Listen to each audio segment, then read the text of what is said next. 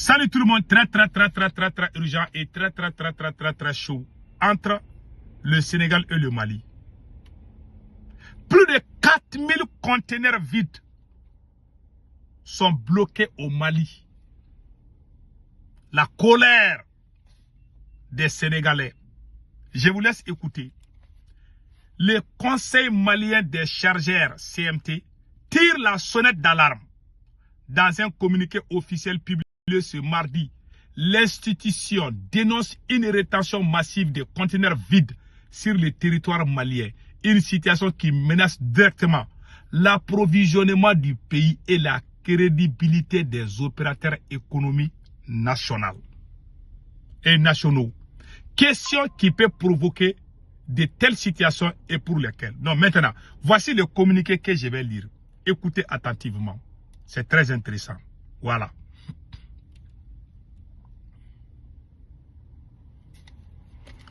Voici le communiqué. Le président du Conseil malien des chargeurs CMC constate que les conteneurs vides ne sont pas restitués par les chargeurs, transporteurs et transitaires maliens. Cette situation est devenue une préoccupation majeure pour la chaîne logistique nationale et régionale. C'est à cause des problèmes de terreau que les gens ne peuvent plus aller au Sénégal avec les conteneurs. Tout est bloqué. Les terreaux ont coupé toutes les routes. Voilà. À la date du 2 février 2026, plus de 4000 conteneurs vides sont bloqués au Mali. Qu'est-ce que cela veut dire?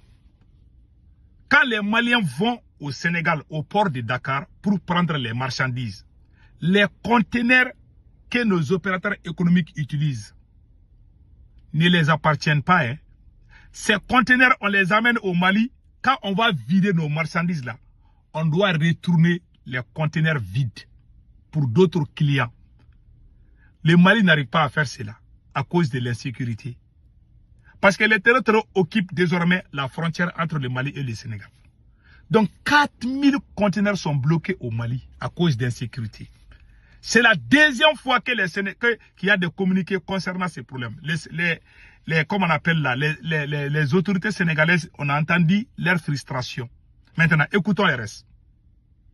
À la date du 2 février, plus de 4000 conteneurs vides sont bloqués au Mali à la suite d'une réunion de concertation tenue à Dakar le 20 janvier 2026 entre les lignes maritimes et les services extérieurs maliens.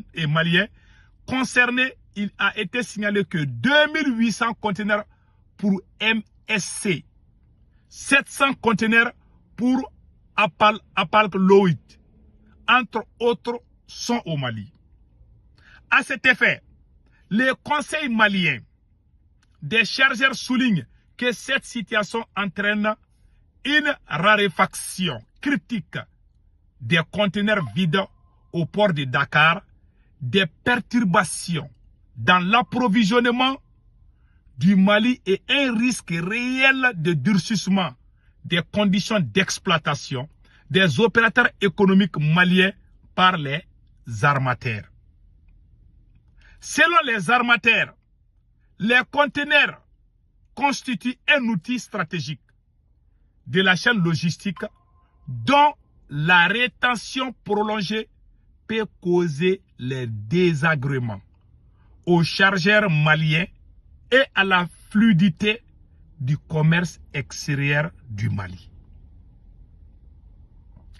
En conséquence, le CMC invite toutes les personnes physiques et morales détenant encore des conteneurs vides à procéder sans délai à leur restitution aux amateurs au port de Dakar, conformément aux engagements contractuels et à la réglementation à la matière. Par ailleurs, le Conseil malien des chargeurs indique qu'à la date du 2 février 2026, il reste encore 304 conteneurs en souffrance au port autonome de Dakar. Le CMC demande aux propriétaires des dits conteneurs de procéder urgemment à leur enlèvement au plus tard le 24 février 2026. Passé ce délai, aucune dérogation ne sera accordée.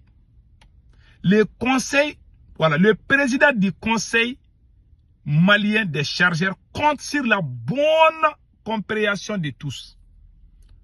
Fait le 3 février 2026, le président Kissima Dibakissa Sila. Voilà, c'est signé. Il y a trop de problèmes. Pourquoi le Mali est dans cette situation? Pourquoi le Mali est dans cette situation? Vous savez pourquoi? Depuis qu'Assimi Goïta a arrêté les généraux, parce que c'est à cause de l'insécurité. Le général Dema Sankara, général Abbas Dambélé, depuis que ces deux-là ont été arrêtés, tous ces militaires qui ont été radiés de l'armée, c'était les vrais combattants. Ce sont eux qui ont libéré nos pays. Et ce sont eux qui sont humiliés aujourd'hui. Ouais, ce sont les territoires qui sont à la frontière entre le Mali et le Sénégal. Tu quittes à Bamako à 20 km de Bamako, tu ne rencontres que les terreaux seulement sur la route. Aucun fonctionnaire du Mali ne peut sortir à 30 ou 40 km de Bamako si ce n'est qu'à aller à Kati ou à Koulikoro. Personne,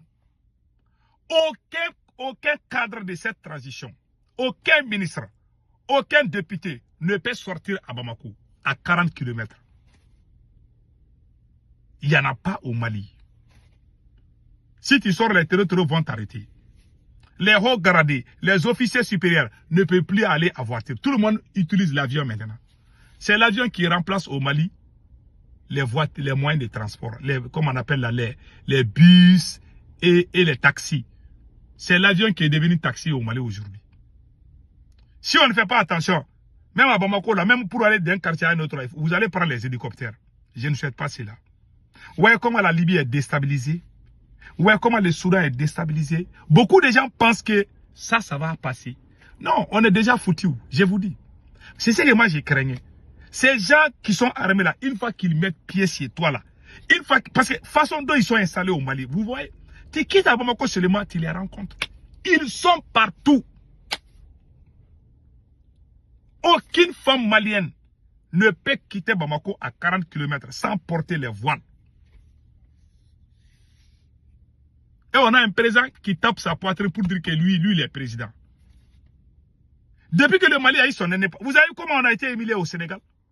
On est même incapable d'aller prendre nos marchandises au Sénégal à cause de l'insécurité. Et c'est en train de causer des problèmes chez les gens. C'est le Mali qui est devenu problème pour tous les pays. Les terroristes quittent au Mali pour aller attaquer le Burkina. Les terroristes quittent au Mali pour aller attaquer le Niger. Parce qu'on a un président médiocre. Voilà, c'est tout. Le message que j'ai à lancer aux soldats patriotes, pardon, il faut chasser ce monsieur-là avant qu'il ne soit trop tard. Si vous laissez Assimi Goïta, il y aura des moments, même si vous le mangez vivant là, vous ne serez pas satisfait. Que Dieu bénisse le Mali.